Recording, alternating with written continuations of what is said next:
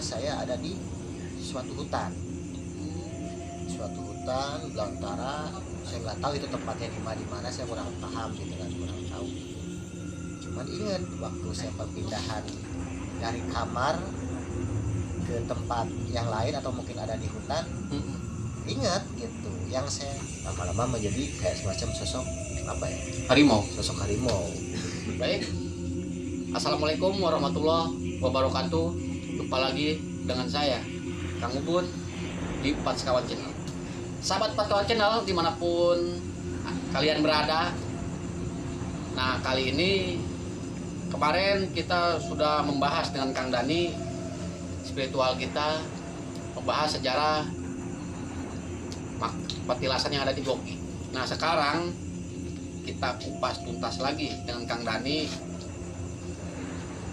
cerita pengalaman misteri yang beliau alami pada waktu itu pada tahun, Saya lupa lagi tahunnya, mungkin tahun 2001 ya, 2001 ke belakang. Dan ini sangat seru dan sangat menegangkan juga. Dan tiba-tiba beliau mimpi berada di suatu tempat. Assalamualaikum Kang Dani. salah. Bisa diterangkan Kang Dani pengalaman mistis Kang Dani waktu pada waktu itu Kang Dani, gimana Kang Dani? Silakan Kang. Assalamualaikum warahmatullahi wabarakatuh. Sampurasun, Rahayu. Ya, awal mulanya waktu saya menjadi ke dunia supernatural, spiritual lah intinya. Makanya saya bikin komunitas seperti intinya untuk membuka wadah gitu bagi orang-orang pelaku spiritual atau mungkin supernatural. Makanya ditulis komunitas spiritualis Karawang. Intinya dulu saya tidak memahami hal-hal seperti ini karena emang dari perjalanan kehidupan untuk dikirim ke perjalanan seperti ini, akhirnya ya mau tidak mau gitu saya coba tekuni. Dulu saya menganggap orang-orang seperti itu orang-orang halu gitu, ternyata saya sendiri mengalami Kang Bubun. Iya. Dulu waktu itu saya pertama ngalamin kejadiannya. Waktu itu saya coba untuk menghindar dari dunia supranatural seperti itulah gitu. Intinya saya pingin tenang gitu, pingin seperti orang layaknya normal lah gitu. Saya pingin bekerja, pingin usaha mandiri lah seperti itu. Di suatu malam, mungkin kejadiannya di tahun 2000-an lah, 2021 lah ya, 2021-an. Ceritanya intinya keluh kesah saya sih itu. Keluh kesah saya dalam keadaan saya seperti ini, kemudian saya minta coba untuk menyambungkan batin saya kepada Tuhan atau mungkin kepada Sang Khalik ya. Di situ saya coba intinya memasrahkan diri untuk masalah kehidupan saya intinya. Itu saya coba untuk sholat malam. Waktu itu pas jam berapa? Kalau nggak salah jam setengah 12-an lah. Setengah 12 saya mulai di situ. Nah dari saya udah selesai sembahyang sholat malam, lalu dilanjutlah ke wiridan lah kan. Wiridan.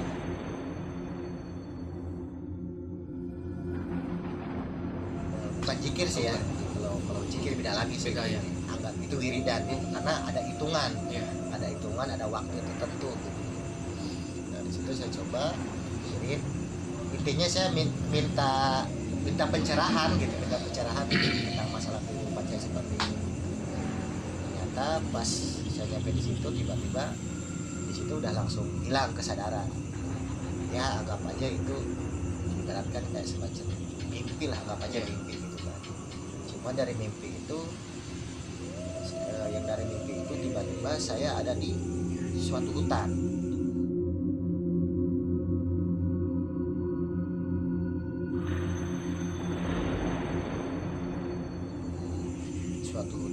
Belantara. Saya nggak tahu itu tempatnya di mana, saya kurang paham gitu kan, kurang tahu. Cuma ingat waktu saya perpindahan dari kamar ke ke tempat yang lain atau mungkin ada di hutan, ingat gitu, yang saya pakai itu pakaian ini gitu kan, sarungnya ini gitu. Waktu saya di hutan pun menelaah, saya kan ada di kamar gitu, ada di kamar, sarung pun yang saya pakai ini, baju ini, cuman peci yang saya kenakan berikut sejadah yang saya kenakan itu nggak ada. Padahal di kamar saya pakai peci, pakai sarung, ada sejadah, ada tasbih kan gitu. Cuman tiba-tiba waktu pas perpindahan alam, di situ yang saya kenakan cuma bajunya ingat waktu dipakai di kamar, sarungnya ingat waktu dipakai di kamar, cuman peci, sejadah sama tasbih nggak ada. Nggak ada, nggak ada. Cuman posisinya yang saya ingat baju yang saya pakai di kamar, sarung yang dipakai di kamar gitu. Nah tiba-tiba di situ saya kebingungan. Saya duduk ya di suatu tempat ya, saya tempat lah gitu. Ya nggak, saya nggak tahu tempatnya di mana itu. Saya disenderin di satu pohon besar. Pohon besar di belakang situ, nyender di satu pohon besar. Ada akar-akar gitu. Saya sampai nengok kanan kiri, saya di mana gitu, kebingungan gitu. Nah, tiba-tiba depan saya itu muncul cahaya. Ada cahaya di situ. Cahaya tiba-tiba. Ada jaraknya sekitar dari sini ke depan lah gitu. Nah, 10 meter ya sana gitu. Ada 10 meter Pak. Ya, ada 10 meteran lah gitu.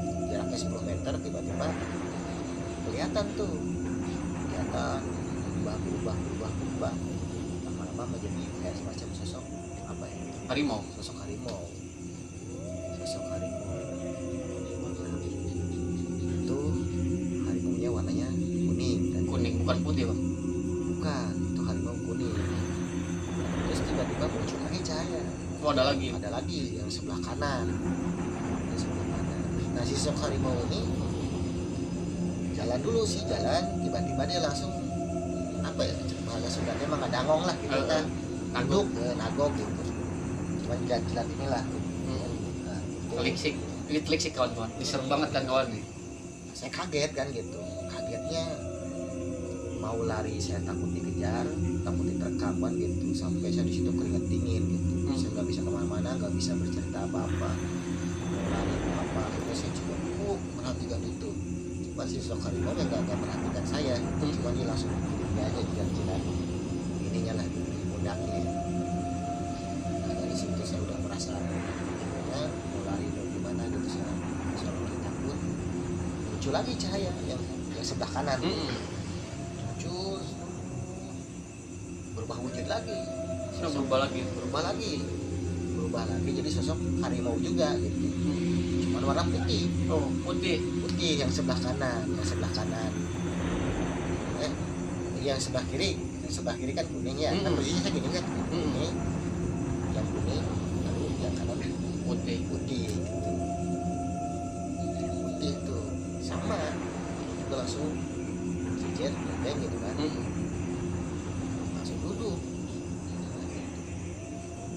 Nah, saya tanya gitu kan. Saya di mana? Saya mau lari tetap masih rasa ketakutan itu kan. Akhirnya pas sudah lama-lamaan gitu kan, saya kemudian muncul lagi cahaya lagi. Ada lagi cahayanya, cuma lebih besar. Cuma kan dari atas Turunnya. dari atas besar gitu kan, besar turun, ada di tengah-tengah dua sosok harimau ini. Ada sosok harimau ini, nah, tiba-tiba berubah wujud jadi sosok laki-laki gitu. Dia cuma pakai selendang, pakai kayak gelang-gelang, rambutnya hitam lurus, dia pakai mahkotanya kecil kan. Nah menurut Akang si sosok tersebut itu apa itu Kang kira-kira? Saya kurang tahu. Kakek apakah dari apa namanya, dari kerajaan kah apa gimana gitu? Ya mungkin dari ininya ya, dari lihat posturnya, dari cara pakaiannya, mungkin kayak orang-orang zaman dulu. Kayak orang-orang kerajaan. Cuman saya nggak tahu dia siapa gitu kan. Soalnya dia tidak pernah mengenal namanya. Cuman pas ketika dia turun berubah wujud jadi sosok manusia, dengan postur yang sangat Gagah lah ya. gagah lah gitu intinya, gagah kalau kata tampan lah gitu, rambutnya panjang segini hitam lurus gitu kan. Dia senyum gitu ke saya, senyum terus. Di situ saya udah nggak bisa berkata apa-apa gitu. Cuman yang saya rasakan itu rasa ketakutan ya, karena merasa aneh aja. Tadinya saya di kamar, tiba-tiba di hutan ketemu dengan sosok-sosok seperti itu. Di situ saya nggak bisa jawab apa-apa. Akhirnya lama kelamaan yang si sosok harimau ini berkata gitu. Berkatanya sih dia nggak ngomong, cuman kayak semacam TikTok lewat batin gitu. TikTok lewat batin. Emang waktu pas saya malam duduk di kamar itu emang saya dalam keadaan kebimbangan. Kebimbangannya masalah tentang kehidupan saya coba ingin menghindar dari hal-hal seperti itu sampai menjadi normal atau apa gitu. Situ saya langsung, si sosok harimau ini langsung berceritain kayak gitu. Dia langsung nunjukin, bilang kayak gini gitu ke saya, jangan takut kayak gitu, kamu nggak usah takut kayak gitu. Terus dia langsung nunjukin, kamu kenal nggak sama sosok ini kayak gitu.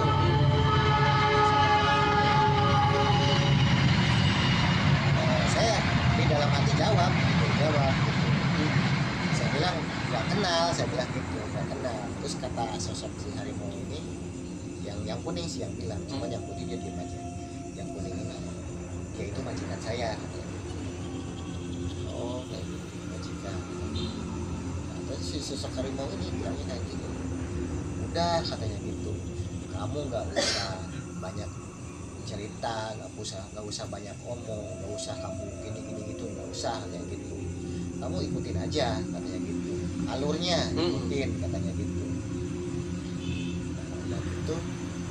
Memang waktu itu saya sedang bercerita tentang masalah ini, masalah itu, masalah ini, tentang masalah perempuan, masalah yang lain-lain lagi. Waktu saya masih fokus di situ. Nah, kata sosok harimau ini, jangan merasa menjadi orang yang merasa benar dan mengerti. Cuman waktu bahasanya Sunda sih. Bahasa Sunda ya. Bahasanya Sunda. Saya nggak bisa nerangin pakai bahasa Indonesia ya. Cuman kata bahasa Sunda gini, ulah nganu masakeun sia jelma benar jelma ngarti. Gitu. Nah, jadi kuring arek nanya kasih lain. Anu benar nu ngarti nu kumaha. Gitu. Saya nggak bisa jawab kan gitu. Tapi emang pengen dijawab dalam hati kan gitu. Tapi langsung dijawab lagi sama dia kan gitu. Ya, cenah anu benar nu ngarti teh cenah istilahna cenah teh da satu oke bener. Satu oke ngarti cenah gitu. Waktu nyatu, nah baliknya balik. Nah bahasa dia itu sampai saat ini saya ingat tuh bahasanya, jangannya lah. Anu bener anu ngarti cenah da satu oke bener. Satu oke ngarti, waktu nyatu, waktu baliknya balik. Entah anu bener anu ngarti kumaha cenah gitu. Nah cuman dia bilang seperti itu aja kan. Dan itu kata dia, udah katanya gitu, lanjutin aja katanya gitu ngomongnya, lanjutin aja gitu. Jadi nggak usah pernah takut kamu katanya gitu. Nah di situ udah nggak ada kata-kata lagi, udah nggak ada kata-kata lagi. Si sosok yang satunya lagi, si harimau yang satunya lagi nggak pernah bilang gitu. Cuman lama kelamaan si sosok laki-laki itu pun nggak ngomong, dia cuman senyum jadi menghadap gitu. Terus lama-lama ya kayak semacam terbang, terus berubah jadi cahaya terus langsung lenyap hilang. Terus nyusul lagi yang sosok harimau yang ini, yang sebelah kanan yang putih. Kalau itu mah nggak terbang, tiba-tiba langsung berubah cahaya hilang. Yang satu lagi juga sama Kayak gitu juga gitu. iya, cuman penyampaiannya itu doang. Dan bagaimana Kang ketika singkat cerita, ketika Akang sampai di suatu tempat yang pada impian Akang itu sama gitu, pada tempat tersebut sama dengan impian Akang gitu. Ya. Itu kan kejadian mimpinya lama ya.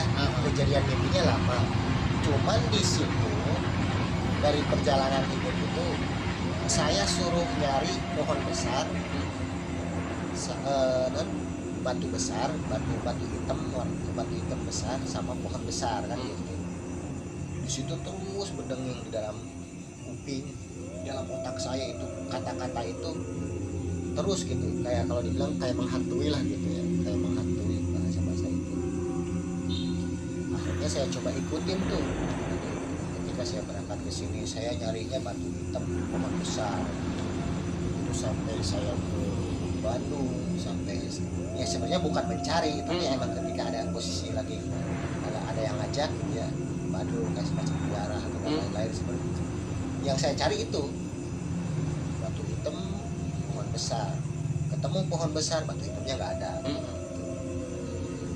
Bahkan di sekitar Karawang pun saya nyari gitu, termasuk di Moji, termasuk di Kuta Tandingan. Ketemu di Kuta Tandingan ada batu besar, cuman pohon besarnya nggak ada. Sampai saya nanya-nanya ke para sesepuh lah, kalau dibilang para sesepuh, para orang tua kan gitu, tentang mimpi saya, tentang bisikan-bisikan seperti itu. Yang ternyata kata sesepuh, kata orang tua itu bilangnya itu mah cuman menyimpulkan diri kamu. Batu hitam itu menyimpulkan lambang hati, katanya gitu. Lambang hati. Jadi intinya hatinya itu jangan sampai hitam. Nah, di sini jadi mah ulah sampai meledak ide ya batu. Ya, terus kedua, pohon besar itu kan, pohon itu besar itu menunjukkan kayak semacam sosok jasad atau jasad postur tubuh kan gitu. Pohon besar itu kan ibaratnya kan, pohon besar itu kan akarnya kan besar, menjam ke tanah. Nah, jadi harus kuat, harus kokoh katanya gitu. Itu patokan buat diri katanya gitu. Nah, dari bahasa itu ya emang sangat dimengerti juga. Oh iya, akhirnya saya nggak mencari lagi tuh, nggak mencari itu mah katanya simbol aja untuk diri katanya. Kalau untuk simbol-simbol seperti itu kata orang tua masih lokal mungkin. Silo rucan kabuka. Nah, terus dari itu kan tahun 2001 ya, 2001. Nah, yang jadi anehnya, enggak, saya kan bikin dulu ya, dulu. Nah, terus saya bikin nama apa ya, Padepokan Sri Bima Buddha Narayana Madura Suradipati. Ini juga tanpa perencanaan, tiba-tiba saya pengen tulis ini, saya konfirmasi dulu sama rekan gitu kan. Jadilah nanti. Pas yang jadi keanehannya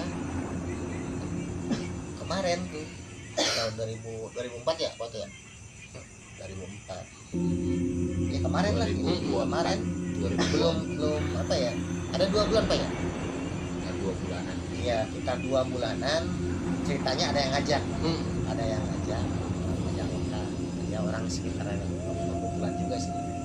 Nah, ikut yuk katanya, akhirnya ya udah coba ikutlah ke sana, diajakin ke apa sih di daerah Pajajar. Pajajar, tapi bukan di Sangiang ya, di Pajajar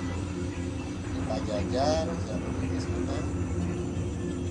Di situ saya merasa seolah-olah kayak flashback ke belakang. Ternyata kejadian bisa di tahun 2001 ini baru ketemu kemarin, lewat 2 bulan itu di situ tempatnya, di Majalengka. Justru Pajajar tersebut. Iya, di daerah Pajajar itu. Kalau nggak salah itu patilasan penyarian Prabu Siliwangi, betul nggak Kang? Iya, Kalau nggak ya, salah. kata kuncinya di situ. Emang ada beberapa tempat ya, cuman saya yang paling ujung, Paling ujungnya. di situ. Di situ waktu pas saya datang ke situ, ngobrol, disambutlah sama Pak Kunciannya kan, sama Pak Kunciannya. Dia pun kayak merasa apa ya, ketika saya kedatangan saya ke sana, colok ada yang sambungan batin lah gitu. Sambungan batin. Itu waktu pertama Nanang ke sana. Langsung disambut kayak gitu. Aduh, pantesan katanya gitu ya. Kata Kang Kuncen. Dari kemarin katanya ada ayam hutan Cicerita ngorongok wae Ngorongok wae, ya. saya itu cenah kayak kedatangan di orang Karawang kita sebut cuman yang merasakan ngerasain mimpi nyata itu yang kemarin di situ. Keanehan tersebut berarti di situ ya. Keanehan tersebut di situ. Itu saya langsung nangis. Seolah kayak orang merasa sakit hati, tapi apa ya? Sakit hatinya karena apa gitu saya juga kurang tahu gitu. Cuma kayak seolah-olah kayak orang merasa kehilangan, sakit hatinya tuh kayak gimana gitu. Sedih, ada campur bahagianya lah. Ketemu gitu kan. Iya.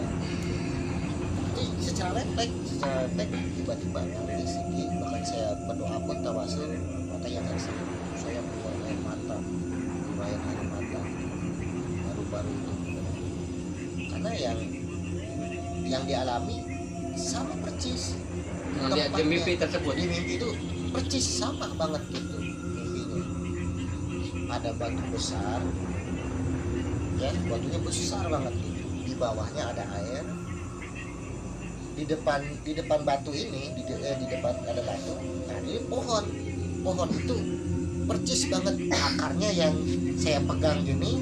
Waktu saya nyobain duduk di situ itu bener terasa banget, itu seolah kayak bener-bener nyata gitu ya, bukan nyata emang gimana ya, kayak bener-bener ini gitu, sama banget percis, mirip banget. Nah akhirnya di situ apa ya, saya merasakan apa ya, kayak merasakan yang merinding dan lain-lain lah gitu, pokoknya ya luar biasa lah gitu kan.